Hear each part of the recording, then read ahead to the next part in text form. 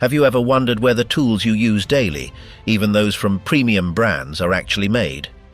For years, the label "Made in China" was seen as synonymous with low quality, but the current reality tells a very different story.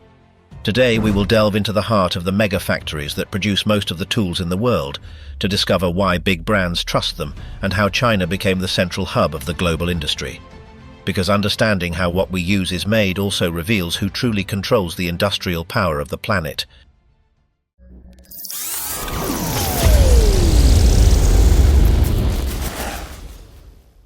Most of the tools you use every day, even those from premium brands, are made in China. Drills, saws, grinders, wrenches, screwdrivers, practically everything. It doesn't matter what logo is printed on them. The so-called factory of the world is not just a slogan. It is a real, gigantic and perfectly oiled system. The numbers confirm it. More than 85% of the power tools sold worldwide are made in China. That means that nearly 9 out of 10 tools you find in a hardware store, a specialized shop, or a big box retailer were produced there, regardless of the brand that appears on the box. And here comes a key point.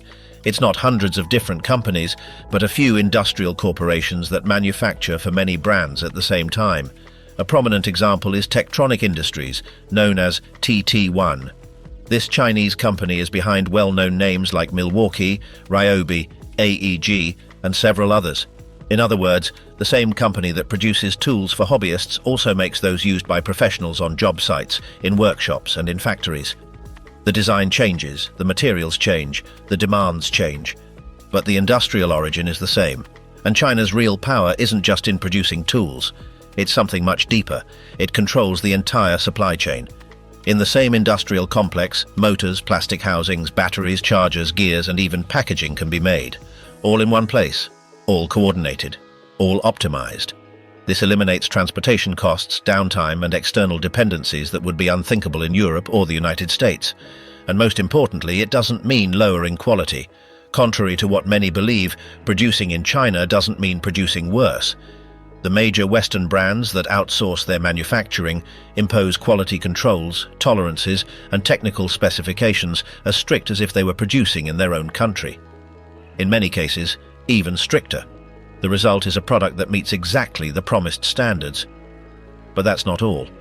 There's another decisive factor: speed. While a traditional company may take years to develop a new model from scratch, Chinese factories have the ability to analyze, optimize, and produce a tool in a matter of months, sometimes even weeks. This allows them to launch their own versions at much lower prices almost simultaneously with the original product hitting the market. Now that we understand the context, it's time to step into the factory and see how the tools we use every day are really made, from a shapeless block of metal to the final product ready for work. And here the process begins. Before a single machine starts, before the metal is heated or the plastic is melted, the tool is born in a completely digital environment. This first step is the true origin of it all. Specialized engineers work at design stations using advanced 3D modeling software, known as CAD. There, they create an exact virtual replica of the tool, with every curve, every angle, and every millimeter perfectly defined. But it's not just about drawing. In this phase, the tool undergoes extreme tests, without even physically existing.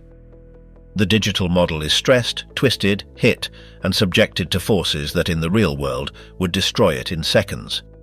All of this happens in virtual simulations that allow structural faults to be detected without wasting any material. If something fails, the engineer simply adjusts the design and tests again. There are no losses, no waste, just continuous learning. This process ensures that when the tool reaches the production line, it not only looks good, but it's also ready to withstand years of intensive use. The final result is a master digital file, loaded with instructions, tolerances, and exact parameters. This file becomes the brain that guides every machine in the factory, ensuring that thousands or millions of units are identical to each other. With the design approved, it's time to choose the ingredients. The factories receive enormous quantities of raw materials: steel blocks, special alloys, plastic resins, copper, and other conductive metals. These are not common materials. They are carefully selected compounds meant to perform very specific functions. The metal parts are usually made with high-strength steels, often combined with elements like chromium or vanadium, which improve hardness and durability. For casings and handles, engineering polymers are used, plastics designed to withstand impacts, vibrations, and extreme temperatures. The great advantage of Chinese industrial complexes is that the suppliers are literally right next door. Steel, plastic, or electrical components don't travel thousands of kilometers.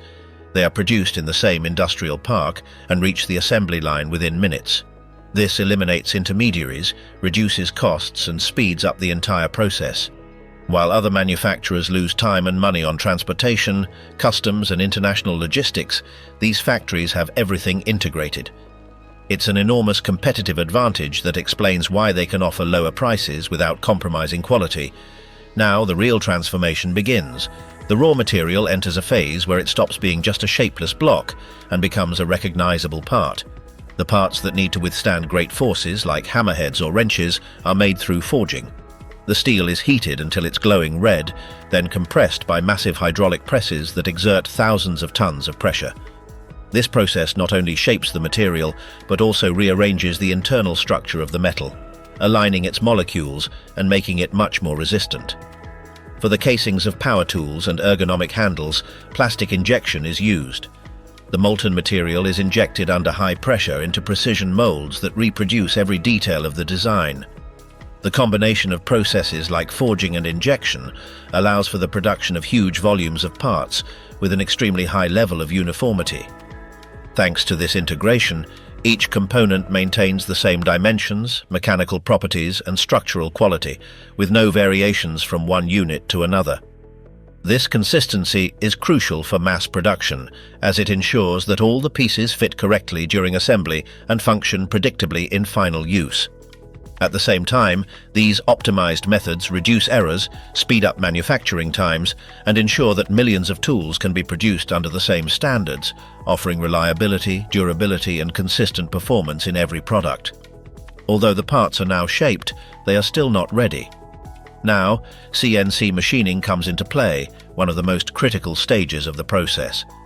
Here, direct human intervention almost disappears completely.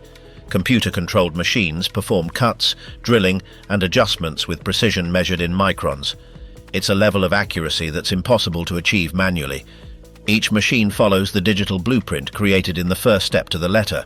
There's no improvisation, no margin for error. This process ensures that gears fit perfectly, that drill bits spin without vibrations, and that every component aligns flawlessly during assembly. It's here that the concept of "made in China" is definitively transformed into a synonym for precision engineering. The shape is now defined. Now strength is needed. The metal parts go through industrial furnaces where they are heated to extreme temperatures, exceeding 1,000 degrees. They are then rapidly cooled in water or oil. This thermal change alters the internal structure of the steel, drastically increasing its hardness. The process must be precise. Incorrect cooling can ruin the part completely. That's why these factories have automated thermal treatment on a large scale, ensuring uniform results in every unit. Once the parts have reached the correct hardness, one of the most visible and decisive phases of the manufacturing process begins: the final finishing. At this point, the components already serve their structural function, but they still need to be prepared to withstand continuous use and the passage of time. The metal surfaces undergo controlled polishing processes that remove microscopic imperfections, reduce friction, and improve the contact between moving parts. In the case of blades, drill bits, or cutting edges, high-precision sharpening is performed to ensure optimal performance from the first use. Each operation is calibrated to avoid altering the dimensions or compromising the material's strength. Next, various protective coatings are applied. These treatments serve a fundamental purpose that goes far beyond aesthetics. Layers such as chrome plating, black oxide, or special coatings create a barrier against corrosion, moisture, and wear caused by heavy use. Thanks to them, the tool retains its mechanical properties even in demanding environments like workshops, construction sites, or areas with high exposure to dust and liquids. In large industrial plants, these processes are carried out in a highly automated manner. Continuous chemical baths, immersion systems, and robotic spray booths allow thousands of parts to be treated simultaneously, ensuring a uniform and consistent coating on each unit. This standardization is key to ensuring that all tools provide the same level of protection and finish. This step completes the transformation of the industrial component into a reliable, durable product with a professional appearance, ready to meet the quality and durability expectations demanded by brands and end users. At the final stage of the process, all the parts manufactured throughout the production chain converge at a single point. It is the moment when the tool stops being a collection of isolated components and finally transforms into a functional product, ready for real use. The assembly lines combine advanced automation and specialized human labor. Industrial robots perform repetitive tasks with constant precision. They place screws, adjust gears, integrate motors, batteries, and electronic circuits in seconds.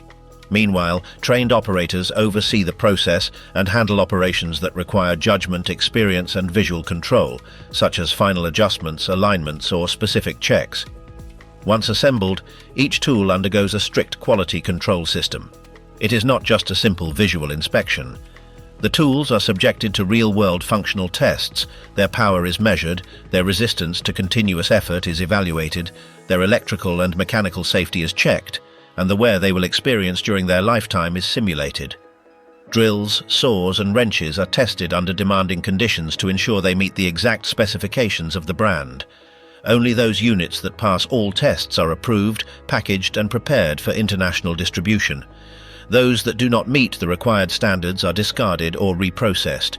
This final step clearly reflects the alliance between the vast production capacity of Chinese industry and the level of demand from global brands. Efficiency, scale, and control combine to offer tools that are accessible, but also reliable and durable. The next time you hold a tool in your hands, remember that behind that everyday object is a complex system of engineering, logistics, and industrial coordination on a global scale.